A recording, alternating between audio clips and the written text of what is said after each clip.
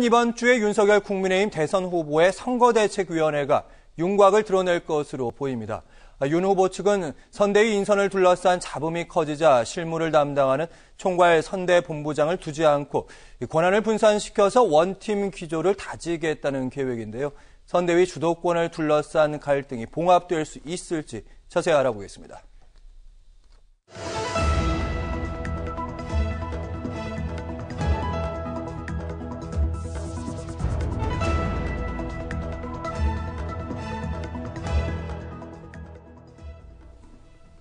네, 오늘 함께할 두 분을 소개합니다. 김성환 시사평론가, 장성철 대구 가톨릭대 특임 교수와 함께합니다. 어서 오십시오. 네, 안녕하세요. 네, 윤석열 선대위의 윤곽이 조금씩 드러나고 있습니다. 김종인 전 비대위원장의 영업이 기정사실화되는 분위기인데요. 저희가 그림으로 좀 준비를 했습니다. 정점에 이제 윤석열 후보가 있는 거고요. 총괄 선대위원장에는 김종인 전 비대위원장이 될 것으로 그렇게 예상되고 있고, 총괄 선대본부장을 두지 않고요. 분야별 본부장 4명 정도 두는 걸로 알려지고 있습니다. 일단 첫 질문은 국민의힘 내부 사정 잘 알고 계시는 장성철 교수께 드리겠습니다. 저희가 준비한 큰 밑그림, 선대위 밑그림이 맞는 겁니까? 저거는 맞아요. 근데 저게 김종인 위원장이 생각하고 판단하는 선거 구조랑은 달라요. 김종인 위원장은 어떻게 했냐면 본인이 총괄선대위원장을 하고 그 밑에 임태희 전 이명박 대통령 비서실장을 총괄선대본부장으로 두고 그 밑에 사무총장을 선대본부장으로 두는 그 일관된 옆으로 분산된 것이 아니라 그냥 직속으로 두는 그러한 단순한 선대위를 생각을 하고 있는데, 그거에 대해서 윤석열 후보 측의 측근들은 안 된다. 김종인 위원장 단독 체제로 가면 안 될 것 같다라고 해서 김종인 총괄선대위원장 바로 밑에 김병준 상임 선대위원장을 두겠다는 거예요. 그리고 나서 총괄선대본부장을 다 없애버리고 각 직능별로 한 4개에서 5개 정도의 선대본부 체제를 놓겠다라는 얘기거든요. 이것과 관련해서 지금 양측 간의 갈등이 상당히 증폭되고 있다라고까지 말씀드릴게요. 지금 말씀은 어쨌든 총괄선대위원장 밑에 실무를 담당하는 본부장이 두 안 다 있는 거 아니에요? 두 있는데 기본적으로 김종인 위원장은 내가 결정하면 임태희 총괄본부장이 결정해가지고 그냥 다 전파되도록 하는 건데, 본인이 그러면 총괄선대본부가 4-5개로 갈라져 있으면 각 본부장한테 따로따로 지시해야 되고 내 사람이 아닌 다른 사람이 선대본부장으로 오면 자기의 영이 잘 안 먹히고 윤석열 후보 측 얘기를 들을 것이 아니냐. 그럼 내가 선거 지휘 못한다. 지금 이런 식이거든요. 그래서 김종인 위원장이 아까 오전에 한 기자가 아니 김병준 상임 선대위원장 어떻게 생각하십니까? 그랬더니 말도 안 되지라고 하셨다고 하고, 이것과 관련해서 이준석 대표에게 물어보니까 저는 드릴 말씀이 없습니다. 라는 식으로 되어 있거든요. 그래서 아까 3시에 윤석열 후보랑 이준석 대표가 만났어요. 만나가지고 이 선대위를 어떻게 할 것이냐. 지금 핵심이 사무총장을 바꿀 것이냐, 바꾸면은 누구를 할 것이냐를 가지고 첨예하게 대립하고 있거든요. 아직까지 이견이 좁혀지지 않은 것 같습니다. 이 부분과 관련해서 자칫 잘못하면 선대위에 김종인 위원장이 참여 안 할 수도 있다라고 보여져요. 왜냐하면 아침에 본인과 관련된 출판기념회에서 선대위에 참여하시는 거죠? 그랬더니 계기가 되면 이런 조건을 달았거든요. 그거는 내가 처음에 요구한 대로 그냥 총괄선대위원장 내가 하고 임태희 총괄선대본부장 안 시키면은 나는 참여 안 할 수도 있어 라고 애들로 표현한 것으로보인다 라고 말씀드립니다. 네, 말씀을 들으니까 타임라인을 쭉 정리해 주셨는데 숨가쁘게 움직이고 있고, 물밑에서 그 신경전이 혹시라도 김종인 비대위원장은 안 들어올 수도 있다, 이런 예상도 나올 수 있다, 이런 말씀도 하셨는데, 김성환 평론가께서는 지금의 선대위의 움직임, 구분응선 넘은 줄 알았는데 아닐 수도 있겠는데요? 네, 그렇습니다. 지금 김종인 전 비대위원장 얘기도 하셨지만 김병준 전 비대위원장이 들어오면 아마 안 맞겠다고 할 거예요. 김 전 위원장의 스타일이에요, 그게. 그러니까 본인한테 맡기고 본인이 뭔가를 주도하지 않으면 아예 그런 데서는 손도 안 대게 하거나 아니면 손을 떼버리는 스타일이거든요. 과거에 정당들을 넘나들면서 여러 가지 민주당 당대표도 하지 않았어요. 그리고 그 전에 박근혜 비대위도 있었고. 근데 구차한 거 나 안 하겠다. 그래서 그냥 그렇게 일종의 이제 정권을 만드는데 1등 공신임에도 불구하고 나와 맞지 않으면 그냥 던지고 가는 스타일이거든요. 근데 김병준 전 비대위원장을 자기 밑에 두겠다. 같이 일하면서 일종의 견제를 받겠다. 그런 스타일 받아들일 것 같지 않다. 그러니까 이거 앞으로 어떻게 논의가 진행될지는 모르겠지만 아마 그런 방식으로 해서는 김 전 위원장을 절대 모실 수 없는 상황이 될 것이다. 이렇게 보는데요. 예. 저는 이제 민주당하고 좀 비교하면서 얘기하면 좀 더 이해가 쉬우실 것 같아요. 원래 민주당 초선 의원 10명이 민주당 선대위 체제는 너무 느리고 비대하고 현장성이 떨어졌다. 외부 인사 영입 안 하고 있다. 이렇게 얘기를 했거든요. 민주당 선대위 아직도 구성 못했어요. 그러니까 구성했다고 얘기하잖아요. 실무자들이 없어요. 국회의원들만 용광로 선대위니 뭐니 그러면서 전부 다 윗자리 차지하고 있으면서 정작 일할 사람은 없다는 얘기 나오거든요. 그러니까 이런 것처럼 당내 많은 사람들을 집어넣겠다고 하면 선대위 체제는 비대화되고 실제 일할 사람은 없고 책임지는 사람은 없는 이런 체제가 된다는 거예요. 그러니까 이재명 후보의 경우에는 사실 당내에서 비주류이기 때문에 당에 의지한 측면이 굉장히 많거든요. 당이 알아서 해 주십시오. 꾸려 주십시오. 이렇게 됐단 말이에요. 그러니까 이런 결과가 나오는 거예요. 근데 지금 윤석열 후보의 경우에는 내가 주도하겠다고 하는 거예요. 정반대로.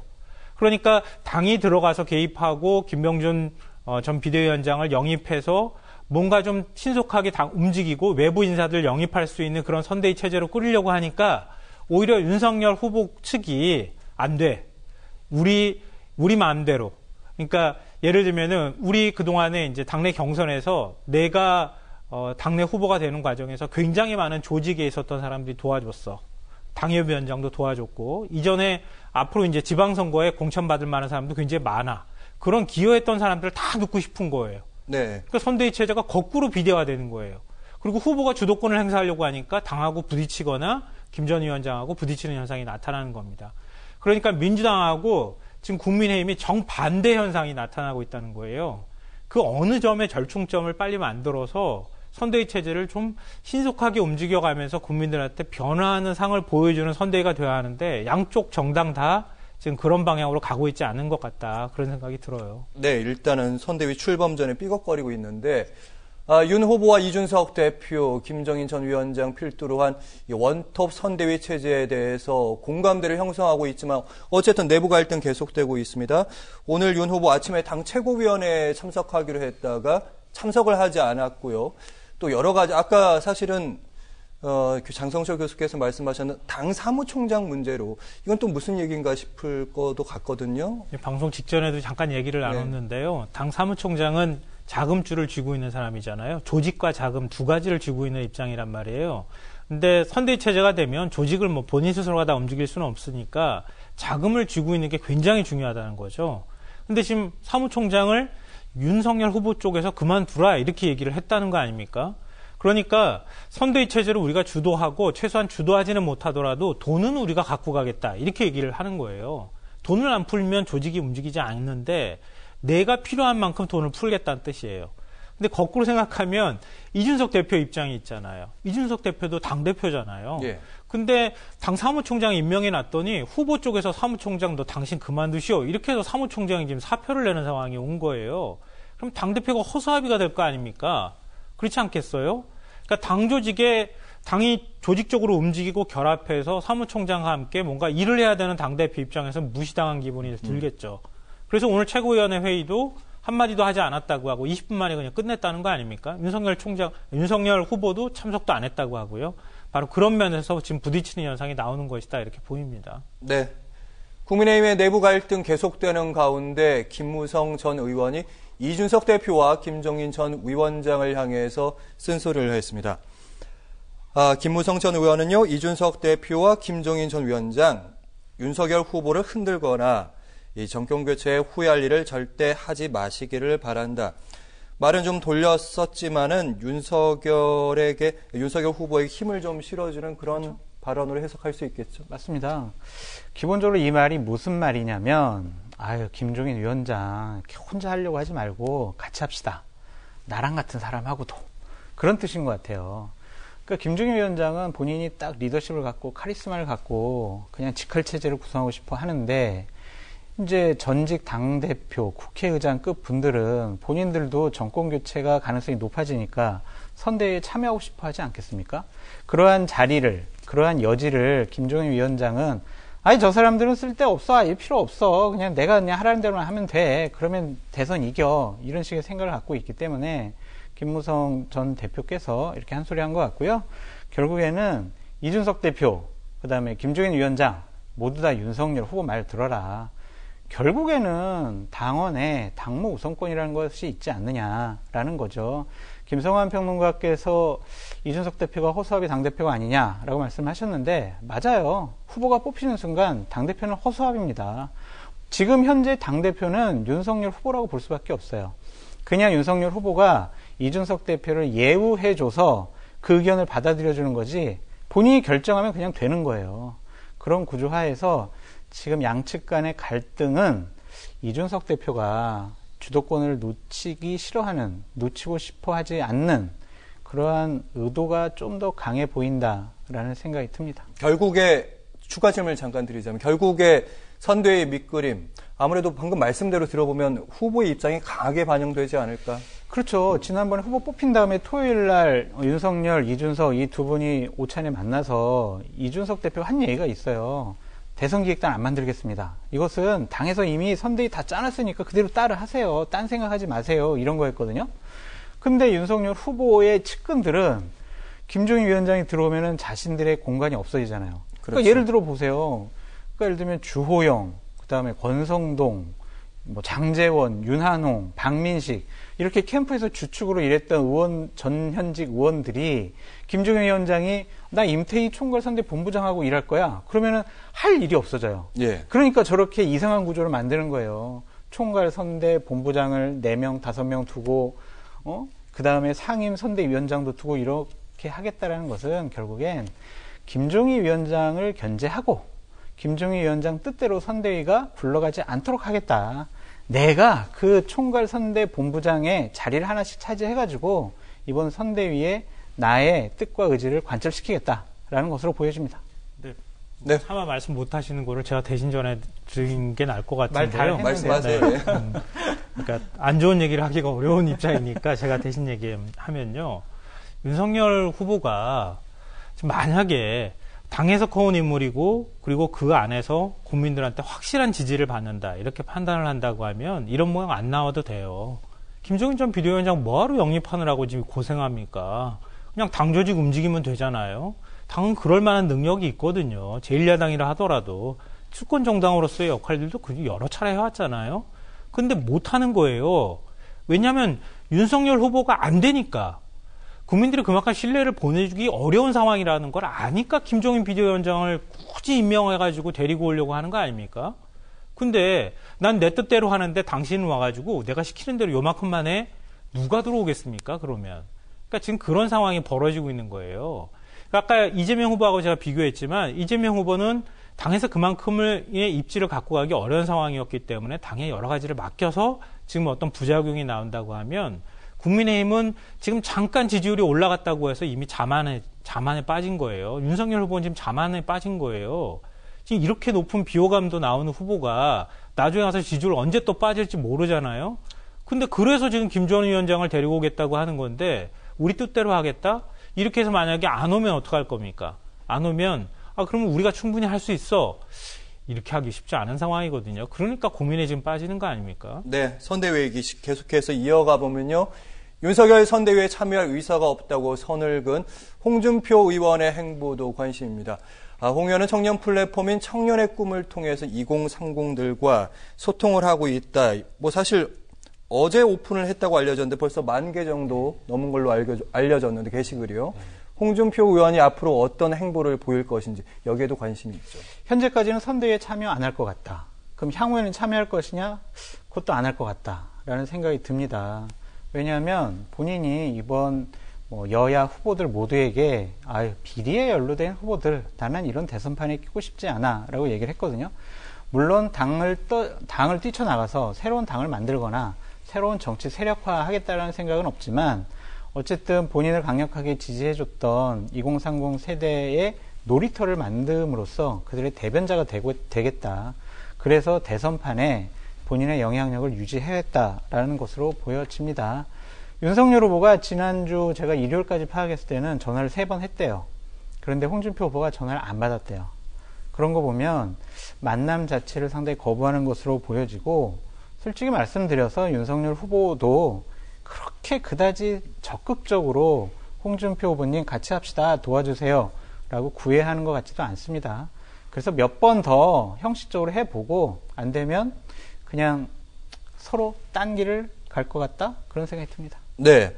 사실 윤석열 선대위가 이번 주말에 1차 인선을 발표할 것으로 알려지고도 있고 전망도 되고 있는데, 처음 예측과는 좀 저희가 다릅니다만은, 어느 부분을 저희가 좀 집중해서 봐야 될까요? 인선에서요. 우리가 오늘 계속 얘기했던 거잖아요. 김종인 전 비대위원장이 어느 자리로 들어갈 것이냐, 이게 제일 큰 관심사일 거고요. 만약에 김 전 위원장 문제가 해결이 안 된다고 하면은 아랫단에 있는 그런 본부장들의 인선을 먼저 낼 가능성이 있는데, 그러면 진짜 김 전 위원장하고 부딪힐 가능성이 있거든요. 그러니까 아직까지는 서로 간의 논의를 계속 이어가고 있기 때문에 어디까지 절충점을 찾을지 그건 좀 지켜봐야 되는 상황이 아닐까 싶고요. 그러니까 지금 뭐라 그럴까요? 방금 전에 이제 홍준표 의원 말씀을 하면서 지금 현재 후보들한테 굉장히 좋은 시사점이 전 있다고 생각하는데요.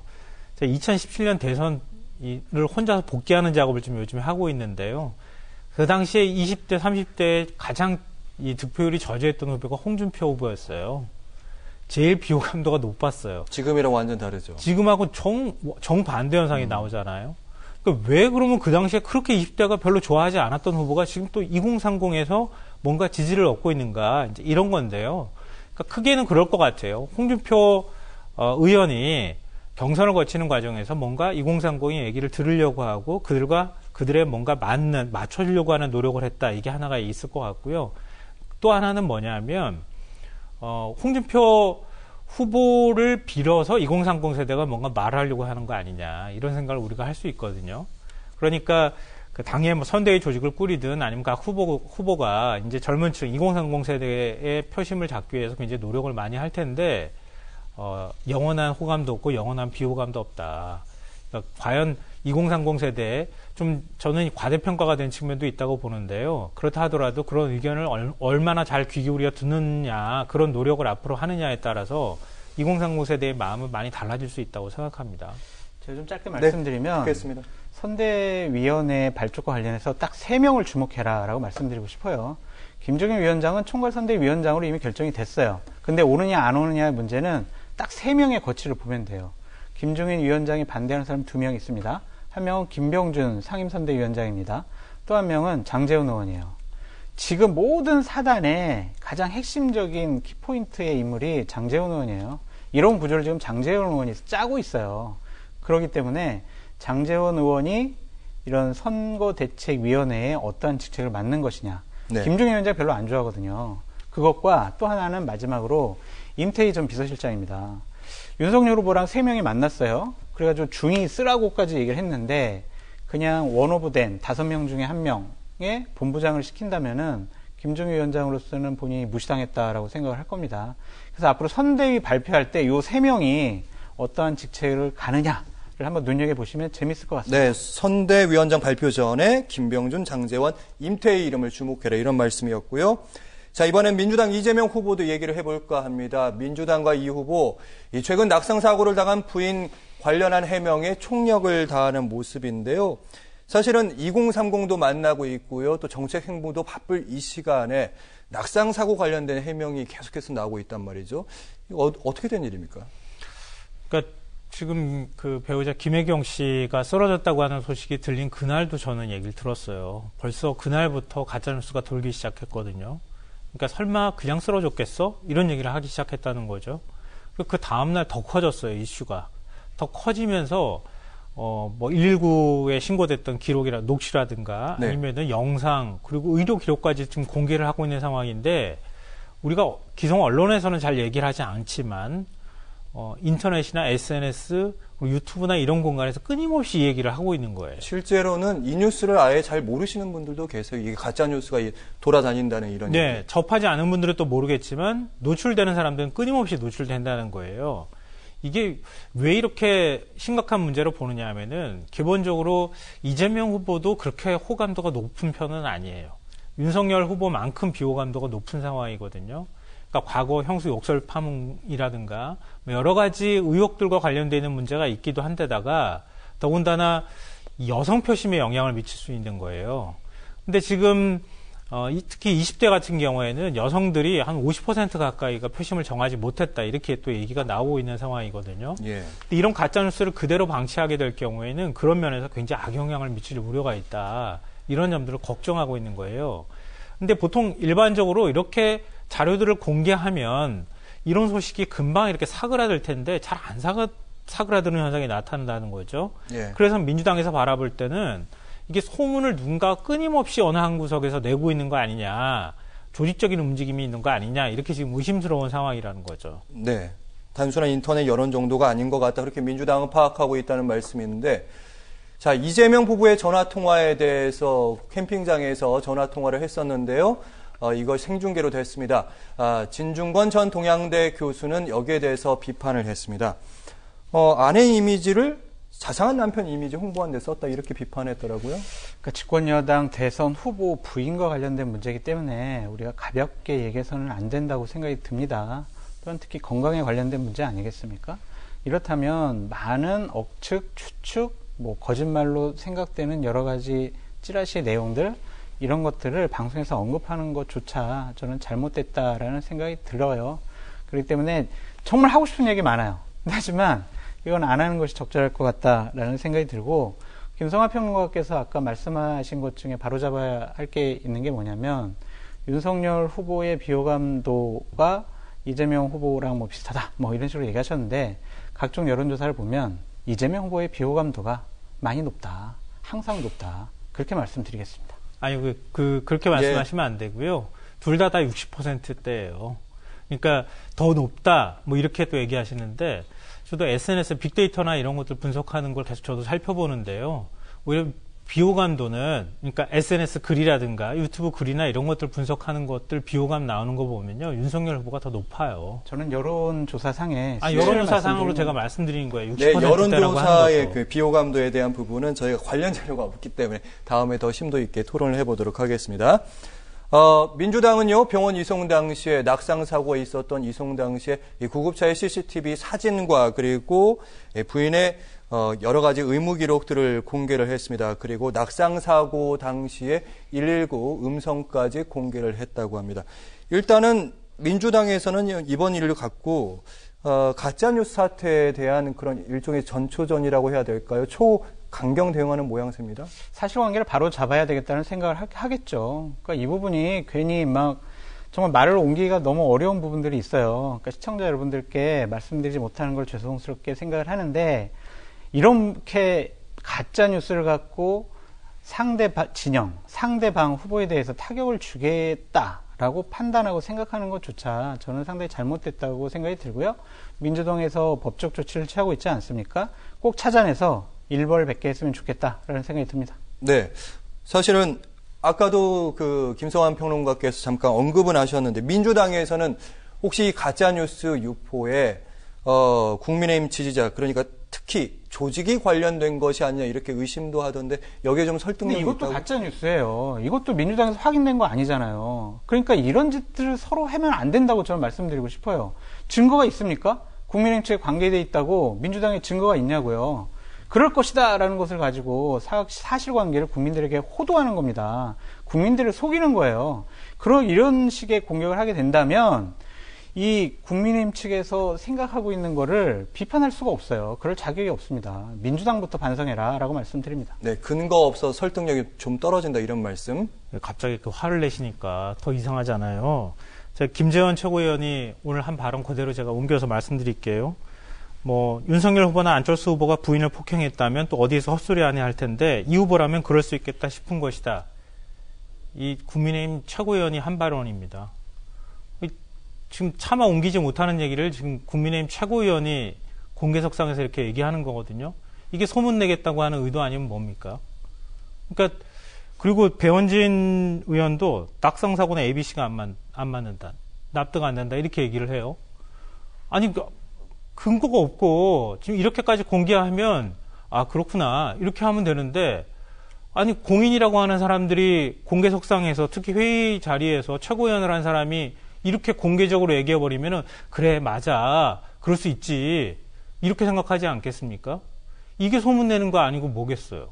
그러니까 조직적으로 댓글을 달고 이런 문제는 민주당이 의심을 뭐 한다 치더라도 이렇게 공개적으로 국회의원이나 아니면 최고위원이라는 사람이 얘기해버리면 그것 자체가 굉장히 큰 스피커가 돼서 많은 사람들이 의심을 사게 만드는 일이잖아요. 그건 온당한 겁니까? 김재훈 의원의 부적절한 말에 대해서는 상당히 저도 많이 비판을 하고 있다라고 말씀드립니다. 끝입니다. 예, 끝입니다. 예.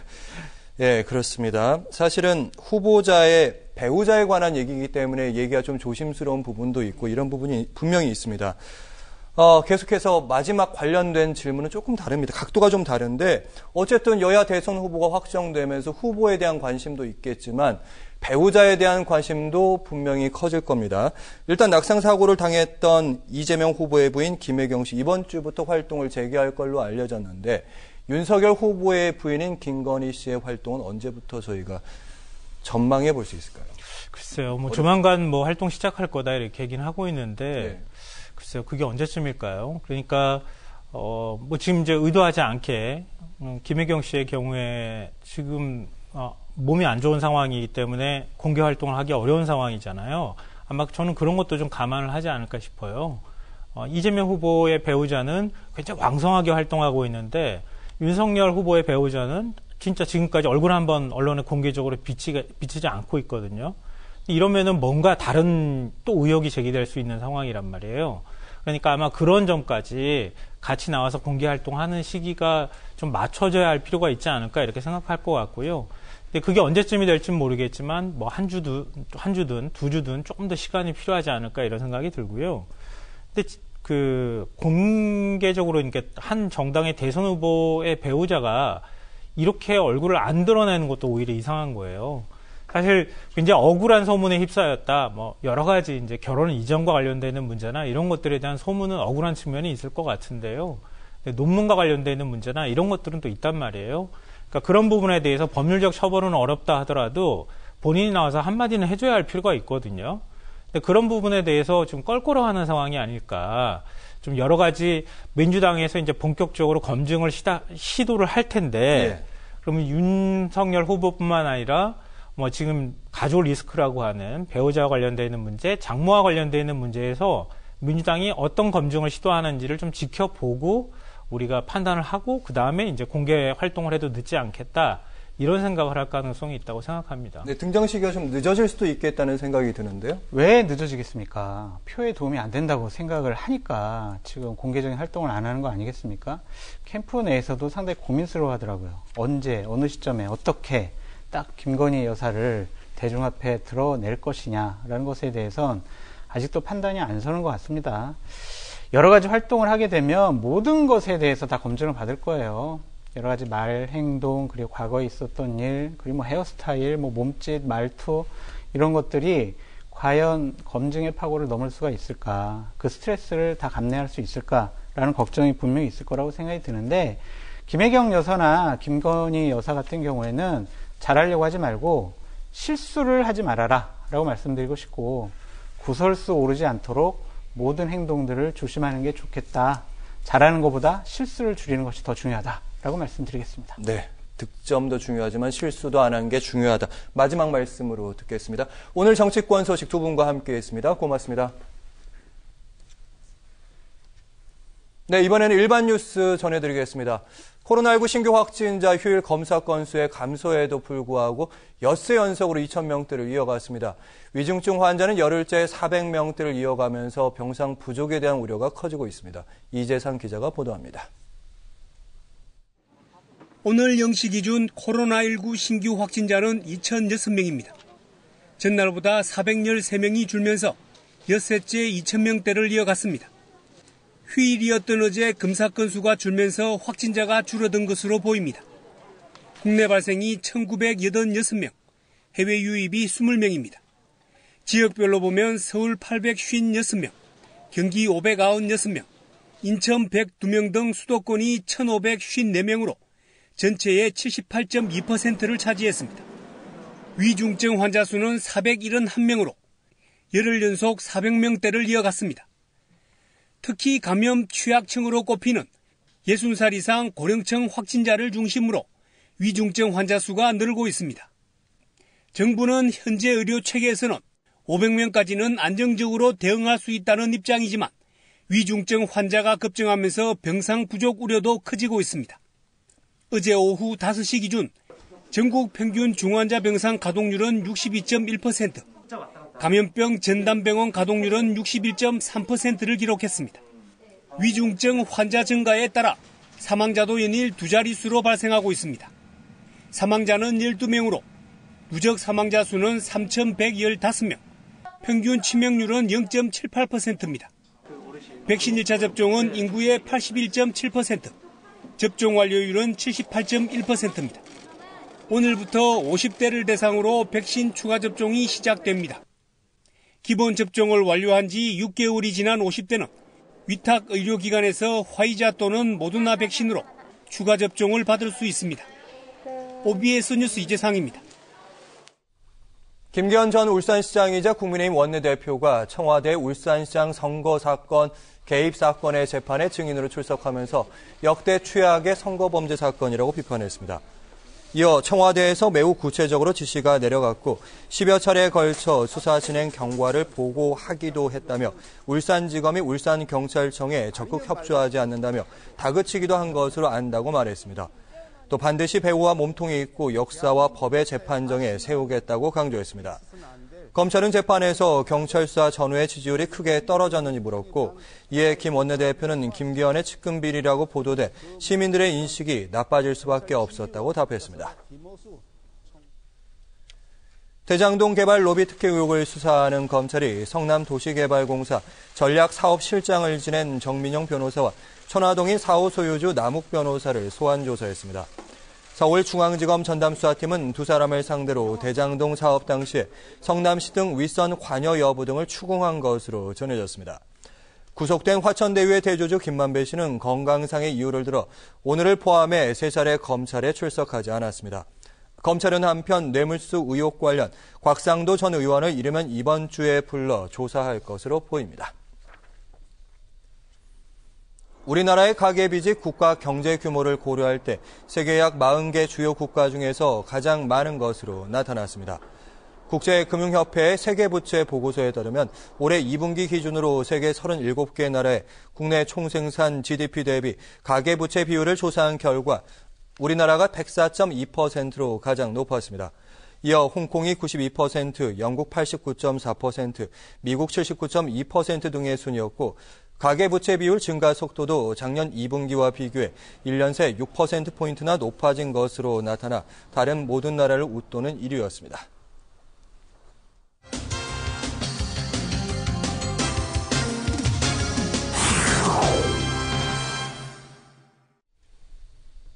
삼기 신도시 사전 청약이 올해 연말까지 줄줄이 이어지는 가운데 이 토지 보상 문제로 실제 입주 시기가 지연될 거라는 우려가 커지고 있습니다. 이도영 창원대 연구교수와 함께 자세히 이야기 나눠보겠습니다. 어서 오십시오. 네, 안녕하세요. 네, 3기 신도시의 공공주택 지구 중에서 현재까지 이 보상을 완료한 지구가 아직까지 한 곳도 없다고 하는데 일단 3기 신도시의 토지 보상 현황을 좀 먼저 말씀해 주시죠. 정부가 수도권 집값 안정, 주택 공급을 위해서 역점을 두고 추진했던 제3기 신도시 사업에 대한 사전 청약이 이루어지고 있는데요. 지난 7월에 계양 신도시를 에서 사전 청약을 시작으로 해서 지난달 25일에는 남양주 왕숙 이지구에 대한 사전 청약이 있었습니다. 예. 하지만 제3기 신도시 중에서 현재까지 보상을 완료한 곳이 단 한 곳도 없는 것으로 나타나면서 당첨자 또는 사전 청약을 준비하고 신청하는 예비 청약자들이 지금 불안감, 우려를 나타내고 있는데요. 구체적으로 살펴보면 올해 초에 LH 임직원들이 땅 투기 의혹이 벌어졌던 광명, 시흥의 경우 아직 지구 지정조차 이루어지지 않은 상태입니다. 남양주 왕숙, 그리고 고양, 창릉, 부천, 대장 세 곳은 보상 협의조차, 착수조차 하지 못한 상황이고요. 보상 협의율이 0%라고 할 수가 있습니다. 예. 다른 두 곳 역시 상황이 순조롭지만은 않다고 볼 수가 있는데요. 인천 계양과 하남 교사는 지난 6월 달에 보상 협의를 마무리했습니다만은 보상 협의율이 인천 계양의 경우는 61.7%, 그리고 하남 교사는 82.8%에 불과해서 보상 완료까지는 더 시간이 걸릴 것으로 지금 예상이 되는 상황입니다. 인천 계양은 현재 수용 재결이 진행 중에 있고요. 하남 교사는 수용 재결을 신청할 예정이긴 합니다만은 3개 신도시 예정지들이 곳곳에서 토지 보상의 난항을 겪으면서 실제 입주 시기가 지연되는 거 아니냐라고 지금 우려가 점점 커지고 있는 상황입니다. 네. 일단은 최근 3기 신도시 중에서 남양주, 왕숙, 이지구 2차 사전 청약에서만요 10만 명이 몰리면서 흥행에 성공을 거뒀다고는 하는데 왕숙지구 방금 말씀도 해주셨지만 보상 협의가 거의 진행되지 않고 있습니다. 원주민들은 토지 보상 위해서 삭발 시위까지 나섰다고요? 네. 지난번 정부의 2차 공공분양 사전 청약에서 무려 10만 명이 몰리는 사전 청약에 대한 뜨거운 관심과 열기를 보여줬었는데요. 그중에서 네. 남양주, 왕숙 이지구는 34대 1의 경쟁률, 최고 경쟁률을 보여줬습니다. 네. 그만큼 인기가 높은 지역이 남양주, 왕숙, 이지구라고 할 수가 있는데요. 하지만 왕숙, 이지구 주민들은 지금 토지 보상을 둘러싸고 LH 규탄 집회를 벌이는 지금 강하게 반발을 하고 있는 상황입니다. 어떤 이유일까요? LH가 주민 토지를 헐값에 수용한다. 그리고 천문학적 개발 이익을 독점적으로 누리고 있다라는 이야기라고 볼 수가 있는데요. 지난 8월 달에 LH는 왕숙지구에 대한 토지 감정평가를 한 다음에 10월부터 보상에 착수할 예정이었었습니다. 하지만 이제 LH 측과 주민 대표에서 추천한 이제 감정평가사가들이 감정평가를 했는데요. 보상가가 서로 현저하게 차이가 나면서 주민들이 이제 반발을 하면서 이를 거부하고 해당 절차가 지금 전면 중단된 상태입니다. 특히 LH 감정평가사가 LH 출신이라는 주장이 제기되면서 보상 협의에 더욱 난항을 겪고 있는데요. 실제로 그 해당 감정평가사가 LH에서 근무한 적이 있다고 밝혀졌습니다. 이렇다 보니까 LH와 왕숙지구 주민들 간 갈등과 대립이 점점 격화되고 있다 볼 수가 있는데요. 최근 왕숙지구 주민들은 이번 일이 LH 땅 투기 사태나 대장동 사업처럼 불공정한 사례다라고 하면서 삭발 시위를 하는 등 갈등이 점점 격화되고 있는 상황입니다. 네, 일단 이 사전 청약하신 분들의 가장 큰 궁금증은 이게 과연 협상의 접점이 존재할 수 있느냐, 빠른 시기에 협상이 될 수 있느냐 이런 부분일 텐데 일단은 보상가에 대한 그런 분쟁인 것으로 알려지고 있습니다. 일단 남양주시도 이 일 주무하는 그런 시정이라고 할 수 있는데 LH 입장도 궁금하고요. 어떤 입장을 보이고 있습니까? 남양주시는 남양주 왕숙 지구 주민들과 입장을 큰 틀에서는 같이 한다라고 볼 수가 있습니다. 연합대책위가 주장하는 감정평가, 재평가 기준을 110%에서 130%로 환원시켜달라는 주장, 그리고 토지를 강제 수용할 때 양도세를 100% 면제해달라고 좀 주장을 하고 있습니다. 과거에는 토지 수용할 때 양도세 100% 면제를 해줬었습니다.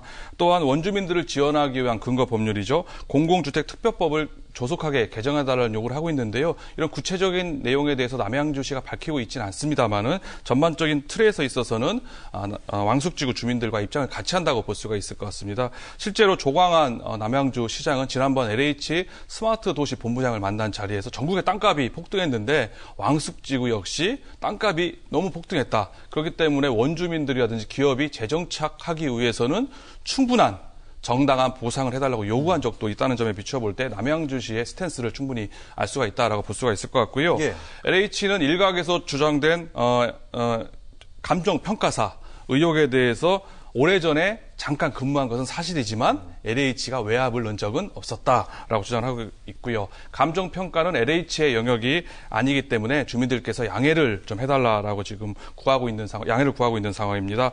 LH 측은 연내 보상이 이루어질 수 있도록 최선을 다하겠다라고 지금 입장을 밝히고 있는 상황입니다. 네, 남양주 왕숙지구뿐만 아니라 다른 3기 신도시에서도 역시 토지 보상 문제를 놓고 반발이 일단 확산되는 모양새입니다. 시민단체와 원주민들의 주장, 특히 눈에 띄는 대목은요. 아까도 말씀을 좀 하셨지만 제2의 대장동 사태가 우려된. 사실은 대장동 사태는 민관 동시개발이었잖아요. 그렇죠. 택지가. 이거는 공공개발이잖아요. 다르잖아요. 다르다고 볼 수가 있습니다. 경기도 내 곳곳에서 토지 보상을 두고 헐가 감정평가 아니냐 반발하면서 3기 신도시가 제2의 재당동 사태 아니냐라는 주장이 제기가 되고 있는데요. 헐가 보상, 감정평가에 대한 신뢰 문제 때문에 주민들이 반발하는 건 충분히 이해할 수가 있습니다만은 앞서 말씀하신 것처럼 대장동 사태와는 본질을 좀 달리한다라고 볼 수가 있습니다. 예. 불공정하다. 민간업자가 막대한 수익을 가져간다는 측면에 있어서는 공통점이 있다 볼 수도 있겠지만은 대장동 사업은 말씀하신 것처럼 민간 공동 개발 방식 아니겠습니까? 그래서 성남의 뜰이라는 특수목적법인 SPC를 설립해서 추진했던 사업이라 볼 수가 있습니다. 예. 그 SPC라는 시행사에 화천대유가 이제 있었던 거고요. 거기가 천문학적인 배당 수익을 가져갔다. 그렇기 때문에 문제가 생긴 사건이라 볼 수가 있는데요. 반면 3기 신도시 조성 사업은 LH 주도라고 볼 수가 있습니다. 여기에 각 지자체의 도시공사가 참여하는, 즉 공동사업 시행자로 LH와 도시공사들이 참여하고 있습니다. 100% 공공이네요. 그렇죠. 공기업이나 공공기관이 시행사라는 점에 있어서 결정적으로 대장동 사태와는 다르다고 볼 수가 있습니다. 다만 참여연대라든지 시민단체가 주장하는 것처럼 인천 계양, 남양주 왕숙 등의 택지의 절반 이상이 지금 민간에게 매각된 상황입니다. 3기 신도시의 당초 목적이었죠. 수도권 집값 안정과 주택 공급이라는 당초 취지와 다르게 민간 건설업자의 돈벌이 수단으로 전락하지 않느냐라는 가능성, 비판은 충분히 있을 수 있다고 보여지고요.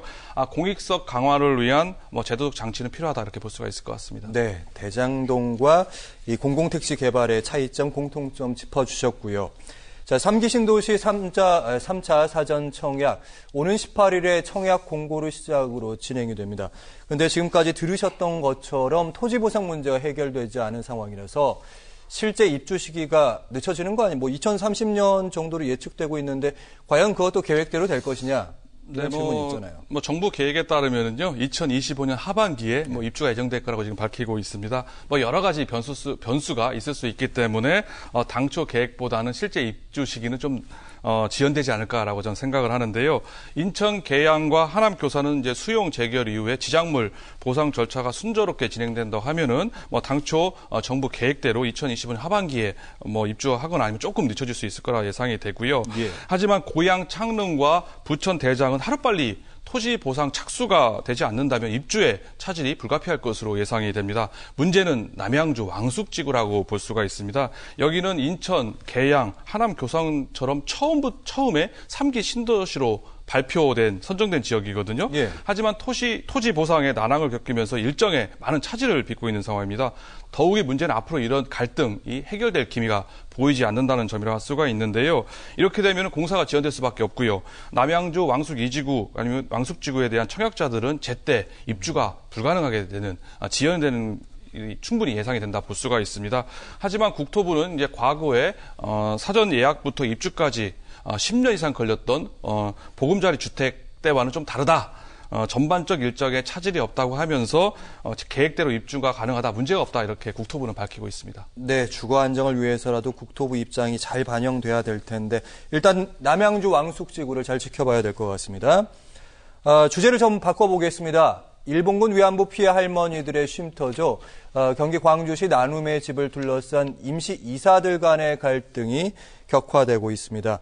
일단 지난해 내부 직원들이 부실 운영 실태를 고발하면서 이게 문제가 드러나기 시작했는데 다시 한번 얘기를 해주시죠. 1992년에 대한불교 조계종에서 위안부 피해자 할머니들을 위한 사회복지법인 시설을 만들었습니다. 나눔의 집을 경기도 광주시에다가 설립을 했었는데요. 하지만 지난해 5월에 직원들의 내부 고발로 인해서 후원금을 횡령하거나 방만하거나 부실한 운영 실태가 드러나면서 사회적으로 파장을 일으켰던 사건입니다. 네.